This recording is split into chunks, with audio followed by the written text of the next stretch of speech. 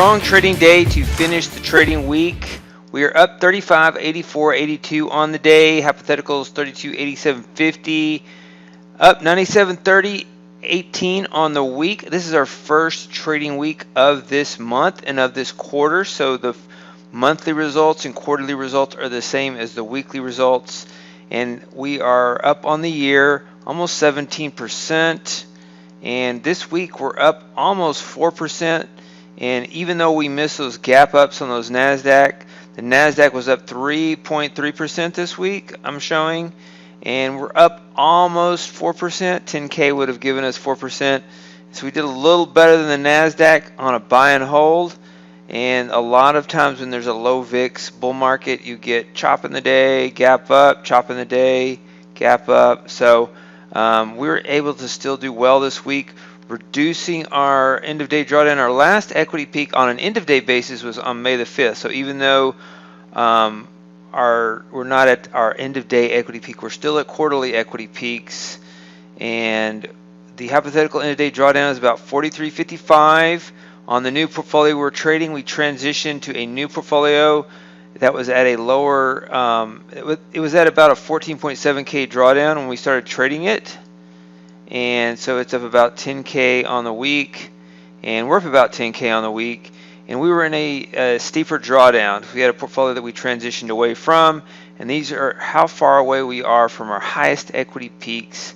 And so we're working, we have some work to do, working on getting those numbers here. We're really focusing on just maintaining a higher equity curve throughout the end of the year, and it's we're not just trying to get these back. We just want to continue to make higher equity peaks throughout the end of the year, continue to work on that, continue to work on the best strategies to trade. And so let's go over the trades on the day. You see Tick Pulse took the short trade. Interesting to have some shorts today. We had some short trades that did well. And so Tick Pulse was up on the day, plus 375. You see SR counter trend 2, minus 312.50. SR counter trend 2, plus 475. And opening chop, the chopper strategy has done well this month. It's opening short, long, short, hit exit time. I like strategies that can capture just a market that moves back and forth in a ping pong fashion. Capturing those moves. So we're 3 for 4 in the S&P. NASDAQ, we had Cobra 3 plus 580. Robot stopped out again, 4 trades in a row. We have a very tight stop loss in Robot, and we're used to seeing that. So even though the market went up, we bought it 4 days in a row, and we stopped out 4 days in a row. And that's just one of the diversity of our one of the strategy diversities that we have is to have different exits. And this is the type of strategy we really cut our profits short, and we can really let the profits run. Here is what this equity curve looks like. You can see what this looks like. This goes through some long losing streaks, and then it has a winner, long losing streaks, but it has an upward equity curve, and you know it's only 20% profitable. So this can psychologically be tough to trade when you're only trading one strategy, but in a portfolio it's nice to have that balance. Some strategies have really tight stop losses of $400, and then you have the largest winning trades of 6,200, where you get these big runners. And then other strategies have bigger stop losses, like $1,200 stop losses and a $700 profit target. And oftentimes those have winning percentages greater than 50%, sometimes 60 or 70%, while a strategy like this with a $400 stop loss that just lets it run to the end of the day might only have 20% winners. And so you have diversity of strategies, diversity of exits, of strategies that trade differently, and they tend to work. Some work better at different times than others. So Tick Long Aggressive. So Tick Pulse up here, top short trade of the day, 22.60. Tick Count Trend also took 2 short trades, plus 11.50. Tick Long Aggressive, minus 12.25, and OPV and Q minus 502.50. And so we had 1, 2, 3, 4, 5, 6 NASDAQ strategies today, 3 for 6. Once again, these 2 short trades, Tick Count Trend and Tick Pulse, were the winners on the day. Let's look at the market internals. It's very interesting to watch this market at the open. Just very aggressive buying, just surging.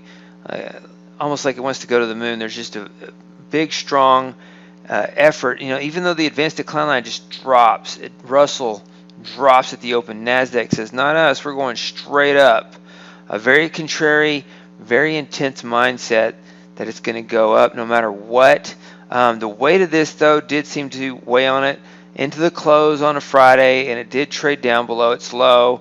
And we've just been seeing these dips being bought back. But it was interesting today. You see, rally, lower low, rally, lower low, rally, lower low. And so I'm sure Monday there'll be the bulls will come in and surge it, work to surge it again to new highs. It's only about 7% from all-time highs. One of the thoughts I had today was, are the institutional bears joining the bulls at this point to push the market where it wants to go? So if you're a bear, maybe you say, yeah, they have a lot of liquidity. We're just going to help them take the market where it wants to go. We're going to create a .com bubble, and then we'll have a short of our lifetime. And so it's just one interesting thought that I had. What would you do if you're an institutional bears? When I talk about the bears and the bulls, I'm talking about the groups that, between them, they're trillions of dollars being managed, and they're, longer term positions. We're short term algo traders, and we just jump on these moves, and we're out at the end of the day. But if you were, it's called a bull trap to a .com style bubble, and if you're a bear, maybe that is what you would be thinking at this point. So while you might maintain a public bearish sentiment, your trades may be, jumping in here, riding along, and then at the right time, maybe new highs, you jump in on the short trade when all the buying power is finished on the long side. So that's just one thought. As this market surges towards new highs, are we going to see another .com bubble, and what would cause that? And so it's interesting mindset, interesting thing to think about. 24-hour session, you can see. Here's what I'm talking about on the gap ups on days when you have, today, like on Monday, this was a losing day. Tuesday was a winning day. Wednesday was a losing day. Thursday was a winning day, and Friday was a winning day. So 3 out of 5, 60% of days. That was good. You can see what I'm talking about, though, when you see market moves and then it just chops during the day. And then market gaps up, starts to chop, but then this rally was a good day for us. And this looks like a difficult market to trade, but we had a lot of strategies taking the right trades. So we're set up to trade these types of days too. Sometimes they're more difficult than others, but today's price action worked in our favor. Let's look at the 24-hour chart.